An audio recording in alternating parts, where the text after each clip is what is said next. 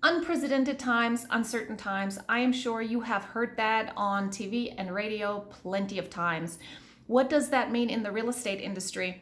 Well, let's start with the lenders. Lenders have changed the requirements. First they tightened them up, and then now they're loosening them up, and then the interest rates went down, then they went up and down, and so on, so on, so on. So that, of course, can really be an issue if you're trying to plan a purchase or you are in the process of a purchase and are trying to lock up an interest rate. So the best thing really to do is to really stay in close touch with your lender and to ask any questions you have, require them to be in touch with you as often as possible. So that will really help you to just remain in the know and stay on top of things. And of course, don't forget your real estate agent. We need to know as well what is going on. So in this point, over communicating is actually a good thing.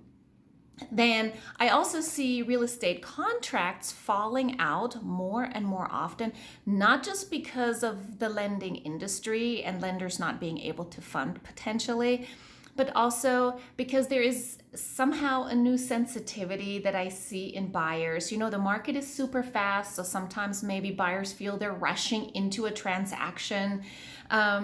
I see that maybe there is a feeling of just being overwhelmed, you know, a sensitivity, a nervousness about a purchase.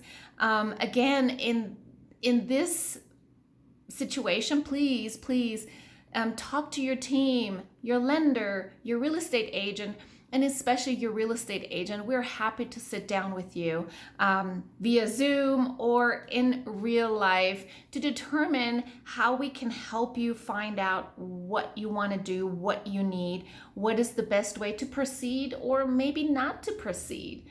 So we're here to help you. Just remember that. And we're in this together. That's why we're a team. So when it comes to the new construction side, what I have seen, especially lately, the supply chain is an issue.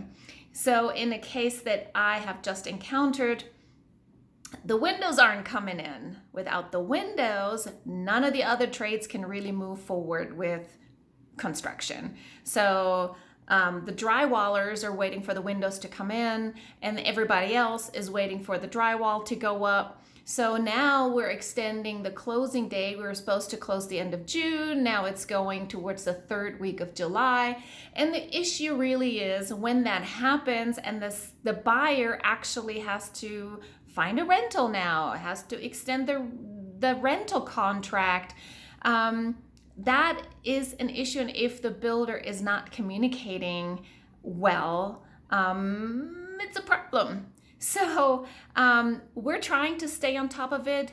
You as a buyer, unfortunately, have to stay on top of it too. I know it's a super stressful time, but in order to see this through, that's the best way to move forward. Please do not ever hesitate to ask me any questions you might have in regards to the purchasing process, the building process, or if you are in a transaction with me, I am here for you.